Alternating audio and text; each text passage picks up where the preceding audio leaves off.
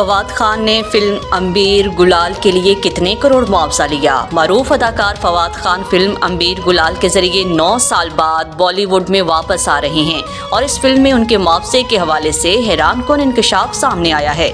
फवाद खान आखिरी मरतबा 2016 में रिलीज़ होने वाली कामयाब Bollywood film Kapoor and sons में जलवागर हुए थे, जिसके बाद उन्होंने दोनों ममालिक के दरमियान बढ़ते हुए सियासी तनाव के सबब फवाद खान भी दीगर पाकिस्तानी अदाकाराओं की तरह बॉलीवुड से गायब रहे।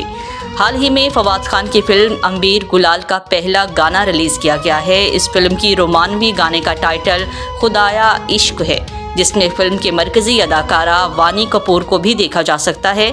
मीडिया की रिपोर्ट्स के मुताबिक बॉलीवुड इंडस्ट्री के अंदरूनी ज़राए की जानिब से दावा किया गया है कि फवाद खान ने फिल्म अम्बीर गुलाल में अदाकारी के लिए 5 से 10 करोड़ भारतीय रुपये मुआवजा वसूल किया है, जबकि पाकिस्तानी टेलीविज़न ड्रामों के लिए फवाद खान की एक किस्त का मुआवजा 15 से 20 लाख रुपये से है।